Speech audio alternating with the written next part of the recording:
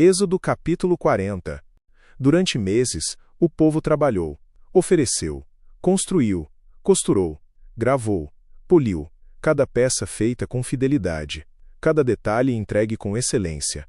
E chegou o dia em que tudo seria montado, o dia em que Deus viria habitar no meio do seu povo. O Senhor não deixou nada ao acaso.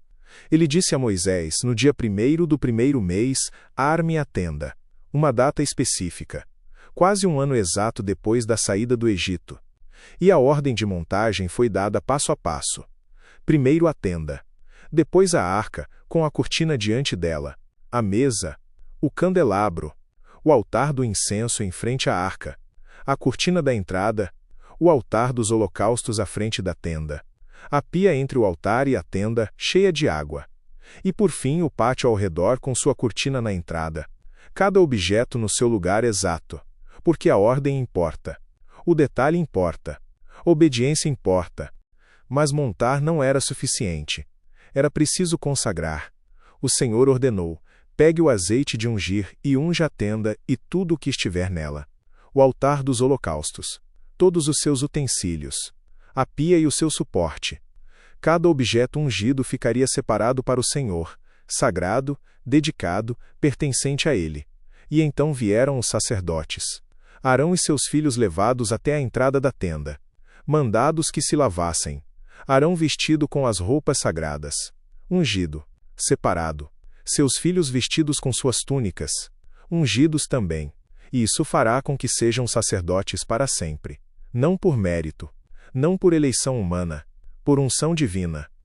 E então Moisés começou.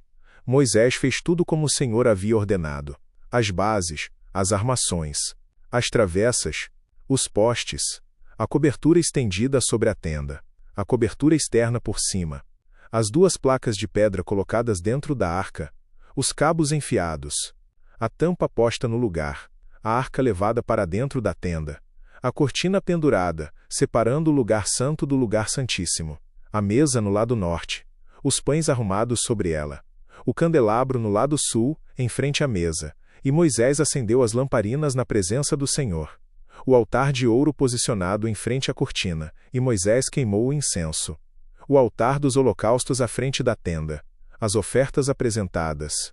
A pia entre o altar e a tenda, cheia de água. Moisés, Arão e os filhos lavavam os pés toda vez que entrariam na tenda, ou se aproximariam do altar, o pátio montado, a cortina da entrada pendurada. E assim ele terminou todo o trabalho. E então, Moisés não fez mais nada, porque o que aconteceu a seguir não dependia de mãos humanas.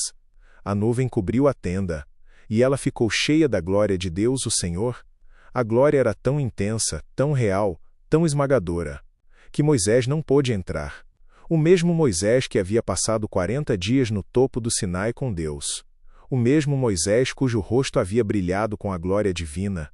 Esse Moisés ficou do lado de fora, porque quando a glória de Deus preenche um lugar, a humanidade recua diante da santidade. E dali em diante tudo mudou. O povo não mais escolheria quando partir, não mais consultaria mapas, não mais debateria rotas. Eles olhariam para cima. Quando a nuvem se levantava, eles marchavam. Quando a nuvem ficava parada, eles ficavam. Dias, semanas, meses, não importava. Se a nuvem não se movia, o povo não saía. E durante a noite, o fogo queimava sobre a tenda, visível para todo o acampamento. De dia nuvem, de noite fogo. A presença de Deus, visível, real, constante. Em todas as viagens, em todos os desertos, em todos os acampamentos.